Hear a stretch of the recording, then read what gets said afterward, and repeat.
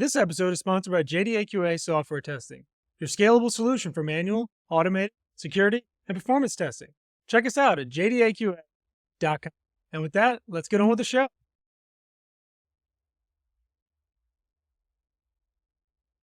This is the first customer, hosted by Jay Agnew.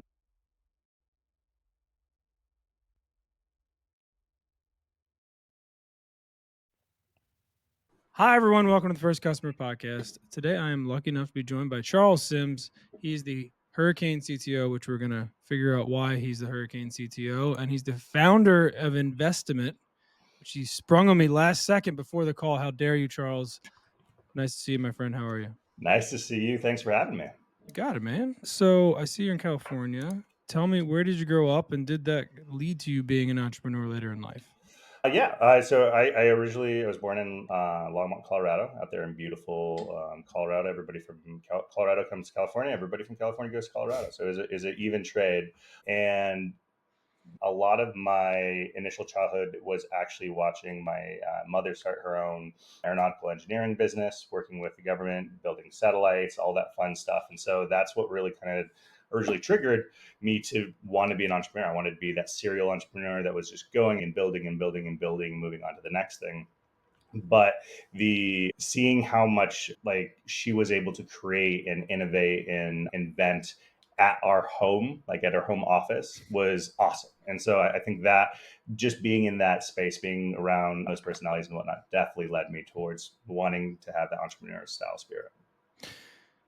Give me your best and least best, I'll frame it that way, character trait that you think that you see that you got from your mother, or from things that she learned in business. What's one of the best things that you've learned from her, and maybe one of the things you saw her struggle with that you maybe find yourself doing too?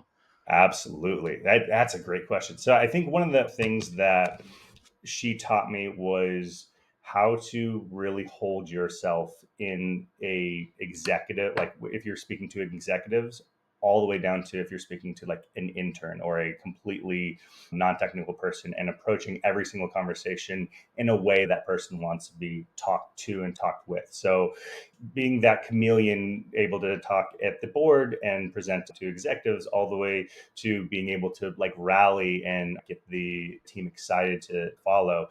But one of the qualities that I, even today, still struggle with, I know she ran through, for her, it was being the female in the room. Like she had always mentioned, it was very, very difficult to be able to be confident in yourself when you're given so much feedback of like, you're just lucky to be here.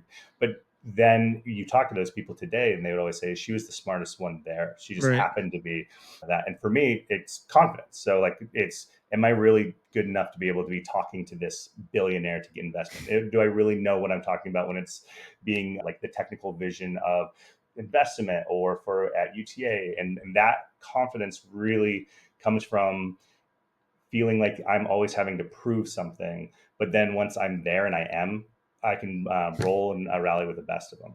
Love it. Uh, All right. Well, what was the first business you started? when I was in elementary and middle school, and I found out, oh, if I have a business license, I can actually go to the paintball wholesalers, get a wholesale account, and create a way for me and my buddies to get really, really cheap, almost like 80% off retail for paintball guns, for the paintballs. And so I created an LLC in Colorado called Gotham Paintball, thinking that I was doing Gotham City, but I actually misspelled it to Go Them. And instead of GOTHAM. But yeah, so that was the first official business I started, and it was just to get cheaper paintball gear. That's beautiful. Do you think all the kids that did something like that, like, I wonder, what percentage would you guess are running a business today? So I think today you see a lot more entrepreneurs than you've ever seen before. Because the barrier to entry is nowhere near what it was way back then. Like even me applying for the LLC and getting the business license and all, that was still like somewhat difficult. It had just finally come online, so you could apply for it online. But like today, you could set up a business in 15 minutes on Stripe Atlas, on First Base. And so that's a lot easier. Then the content community has made it so even if you have a regular job, you can have like your side hustle that is a business technically, and then you're doing whether Hmm. content creation, what we're doing right now. So I would say it's those kids that grew up selling candy at school definitely are at the top echelon of the CEOs, maybe, but the people all around them also are very likely to be in the entrepreneurial space, at least.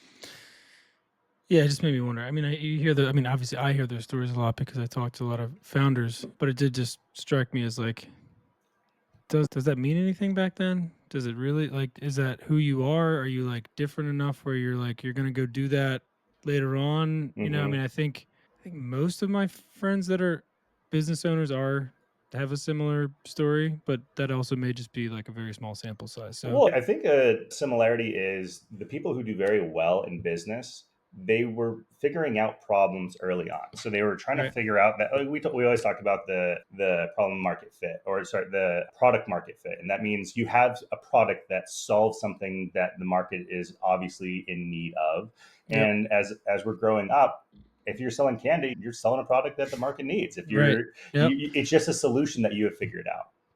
It's your hungry tam. Like you have like Yeah. not only is it addressable, but they're like I was just talking to our CEO about that today. I was saying, we sell QA services, and I said we don't have a ton of competition like in our geographical location or like exactly what we do. And I said I would like to think of us as not the guys who sell hot dogs like in a food court, but like we sell hot dogs like outside of a coal mine at lunchtime, right? Like Hmm. we want hungry people that have no other choice but to come to us because we are the ones that can solve their problem the best, right? So it's like Hmm. if we come from it that standpoint, so I love that.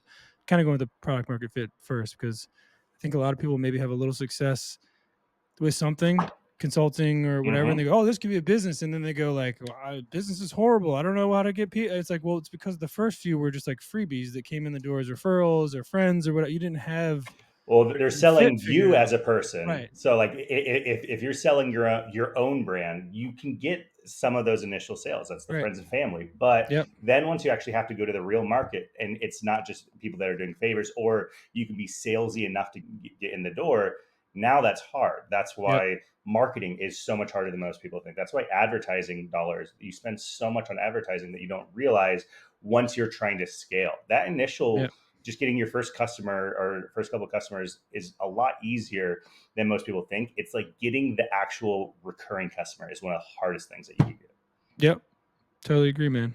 I had a feeling we were going to agree on a lot of things today. do. All right, so what was the first grown-up business you started not named goth the gotham Go them. goatham? Yeah. Yeah. First grown up business. So I spent 15 years in operator space. So I was CTO for the Clippers, the United Talent Agency, and just left them a year ago. So technically, the first one probably would have been the Funder AI, which is now called Investimate.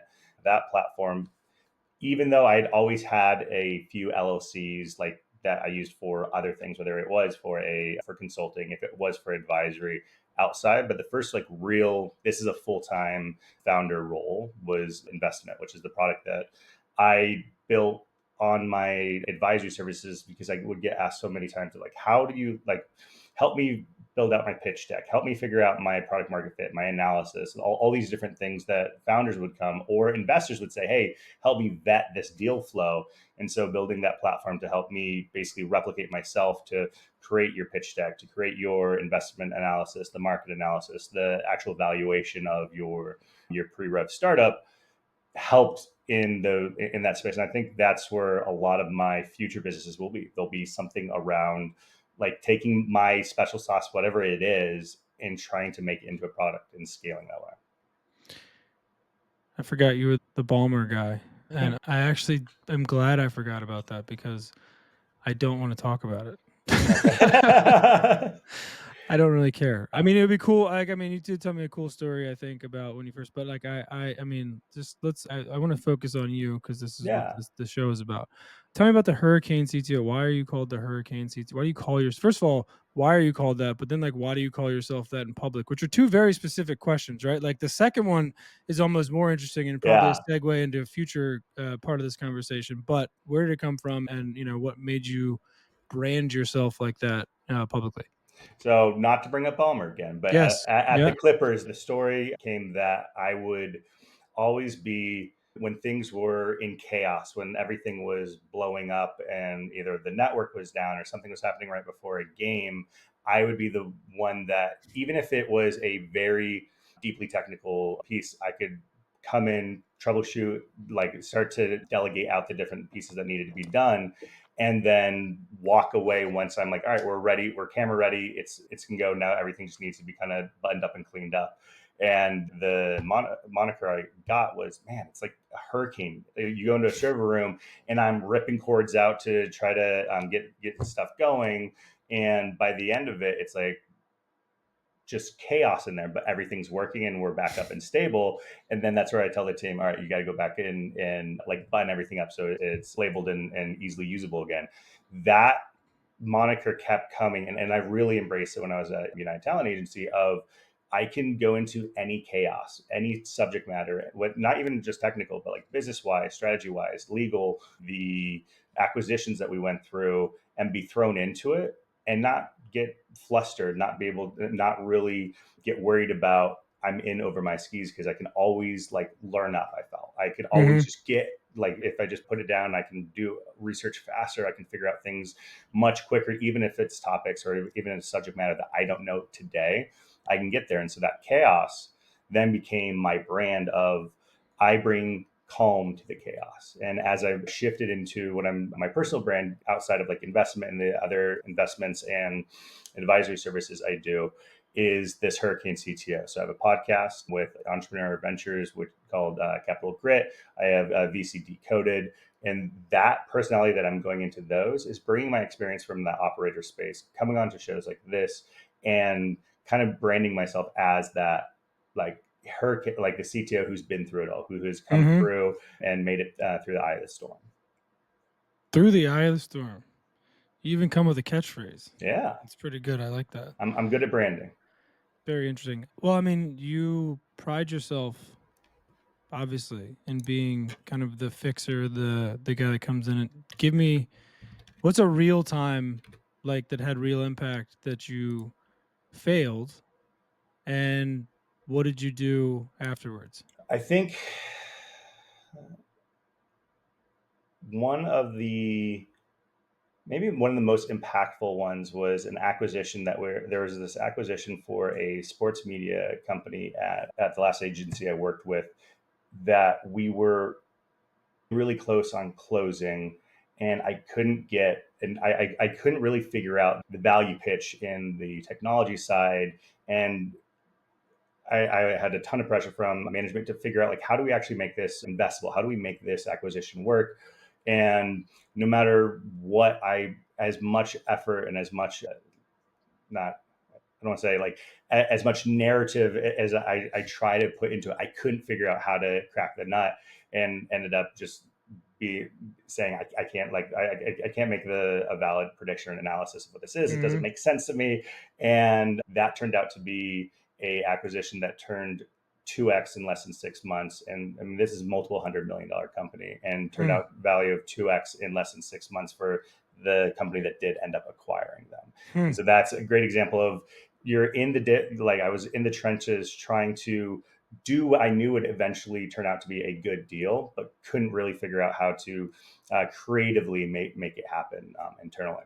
And then that led me to trying to build that framework. And actually, like similar to what we did for Funder AI, is build that framework for how do I have a standardized way of thinking about things, and not recreating the analysis wheel every single time that we're going into an acquisition or trying to see value in a project or trying to invest in a product or anything like that. I like that one. No. All right, let's That's talk a hard about, question, man. That's a it hard is a question. hard. Well, I mean, as I said it to you, I was thinking, wow, I don't. I mean, I have. But it's a good thing to look at, right? And you can't not, right? I mean, if you are a person interested in like personal growth, you have to be comfortable enough to like examine your major fuck ups in life, right? Yeah. Which I think we all have our fair share of those. And if we just sweep them under the rug, I'm a huge fan of How to Win Friends by Dale Carnegie book, and just the mindset shift of like always taking accountability and like always making it my fault, even though if it's 100% not, like it is, right? Because you put yourself in the wrong position, you put your guys in the wrong position, you put your you sign the contract without looking at whatever the thing is, like at the end of the day, especially as a business owner and as a dad, the buck stops with you, right? Like there's no room for excuses. And like I think the successful business owners kind of know that. They learn their lessons from their problems and then they move on. So love that you kind of turn that into a positive. Well, and I would Yeah. actually even like Yeah. push like because I love the buck stops here and the concept of accountability, but it's also um, at least in my experience, it's knowing when you can give opportunities to others. So it's saying like, hey, I'm going to put you into this space because it's a huge opportunity for you. But if you fail, it's on me. Don't worry. Like I'm giving Right. you that space. I'm giving you that ability and that parachute just in case something happens. And you're not going to say, oh, I can't do this because it's not my speed or I'm not good at it. It's like, no, I'm gonna allow you to fail and be okay with it, but I'm never going to forget, and I'm always going to continue to keep pushing you up. Yeah. No, I love that. And I think it's a really great point. And I think if you do that enough, it becomes the expectation. And then like you don't have to have that conversation and you see people like growing in front of your Oh, eyes, which like is a really cool thing to see with people you've worked with and like, helped build up over the years. So yeah, that's great. All right, well, tell me a little bit more about Funder, which is now not named Funder, right? It's Investment. You said Investment. Funder, and it Yeah. got me back on it. So it's Investment. So Tell me about it. Investment AI. So investment.io is a platform that if you have an idea, so if you are thinking of a new product or a new business or whatever it may be, you start chatting with it and it helps you go through the process of like what is like how do you tease that out enough to an actual thing that is investable. So most entrepreneurs I've experienced this over the last few years of they might be brilliant and they might have a great product or a great business, but they don't know how to pitch it. They don't know how to speak investor speak, or they didn't go to business school. They weren't living in San Francisco for the last however many years to figure out how to do those things. But the grid and the way that a lot of startups are graded on, there's about 5 or 6 models and that's about it. And so whether it's the scorecard method, the step up, the Burkus to evaluate what your startup's valued at, that's easy. Let's just take that and standardize it into a platform. So if you have an idea, 30, 45 minutes later, you'll have an investment thesis. You're going to have a product roadmap, how much it's going to cost to build out that product in dev hours, what the market analysis is, what the investment analysis and an evaluation of that idea, as well as like, here's how do you improve it? How do you gamify your entrepreneur's dashboard to say, you could increase your valuation by $2 million if you go and get a technical co-founder. You need to have a stronger or a more niche thesis for what you're trying to approach. And that has grown over the past year to be a lot more like originally it was just, hey, give me a pitch deck. And now it's so many of these other pieces that go along to that deal room that you end up having with investors. But taking away that fear of not knowing. You don't Hmm. have to go and be like, we want to reduce the barriers to come into the VC space, and we want to democratize it. So this is also a platform we're talking with the UN to be able to do grant writing. So how do we help local citizens of foreign countries that UN's investing in apply for a lot of these VC grants and these startup applications and whatnot without having to be the friend of the person who knows how to do that right stuff, right? Right. No, that makes a lot of sense.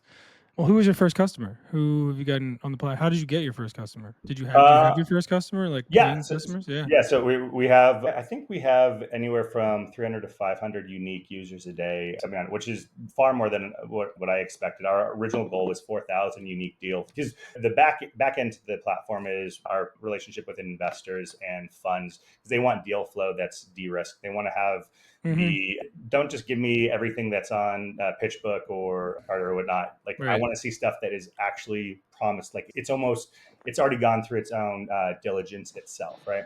So those 4,000 deals that are coming through sounds like if we partner with a couple more of these accelerators, that might double the next 2 to 3 months. And if we broaden it to not just startups and do like what we're talking about with the UN and some of these other non-technical projects. But to go back to our first customer was the UCLA accelerator here in Los Angeles. They use it as a platform white labeled for them to be able to use with their cohorts. So tell me about there's just like the monetization angle of this for you guys. So white label, you just threw a new wrinkle in because I didn't know you guys white labeled it. So you white label it, I'm sure there's some sort of fee or whatever for that. And then you have people that are on the platform, and then you have this investor side. So you have like the two-sided marketplace. Yep. I guess maybe even three if you like make a weird shaped triangle with the white label. But for the most part, I would assume that's like the biggest driver, right? Is those two sides. How do you monetize the whole thing? Yeah. So the three monetization opportunities are the customer or the entrepreneur, but it's free to sign up and to utilize it. So they're not actually having to spend or do anything. But if they're matched up with an investor, there's a piece of carry that comes out of that relationship and that introduction there. So that's one. The most valuable or the highest earning side is on the investor side. So that's where they are paying a monthly retainer to have access to the deal flow and have the model start to analyze what they like in investments and give them more and more things that are related to what their thesis and what they tend to invest in. The last one is a white label for any sort of cohort style accelerators, the studio, like think about like YC, but scalable. So like working with any of like Red Bull for their basement, which is one of their big funds that they do all across the world. It's just being used as tech so they don't have to have 500 mentors to 1,000 mentors as they're trying to scale those things up. It is a platform that scales like a product, not like a person. Love that. It got me thinking of Greg Shepard, who runs Startup Boss, I think, out there. Also, another very similar, just an incredible guy. I definitely have to like introduce you because in the same Yeah. space, same kind of platform. Because we have a company out here called Philly Startup Leaders, and that's how I got introduced to Greg. Was they're using his platform for some of the entrepreneurship cohorts that they do. So I definitely see this model, and I'm like, being in the business group kind of space, you definitely see where this has a lot of legs for a white label opportunity. Love that. All right. We're up against it, but I do have one more question for you, non-business related. All right. For just Charles being Charles. If you could do anything on Earth and you knew you wouldn't fail, what would it be? Go to space. There it is. Love it. I'm surprised that's not everybody's answer, but I get I to mean, I what get a do you? crazy mix of answers, but that would be probably mine because Well, let me ask you, what's the most interesting answer you've had for that question? Dude, I've had so many. Most interesting. God, now that's put me on the spot. I think the most just unique and the only one I've heard say this was be able to fly a fighter jet. And I was like, Oh, that's a that's pretty cool. badass, like just raw, cool answer. So I like I that love one a lot. that. I was like, that's cool. All right. Well, if people want to learn more about you, Charles, or get in touch about anything they heard today or Investimate, how do they do that? Investment, go to investment.io, and that's Investimate, INVESTIMATE. Or if you want to find me, hurricanecto.com. Find me on all the socials, Hurricane CTO, and or on the podcast with Capital Grit or VC Decoded. Love it. Awesome. Well, you were great, Charles. I appreciate it. Keep being awesome. Good luck with everything. We'll stay in touch and we'll keep up with what's going on. And other than that, thanks for being on, brother. I'll talk to you soon. Thanks, Charles. Thanks, Jay. Talk soon. See you, man. Later.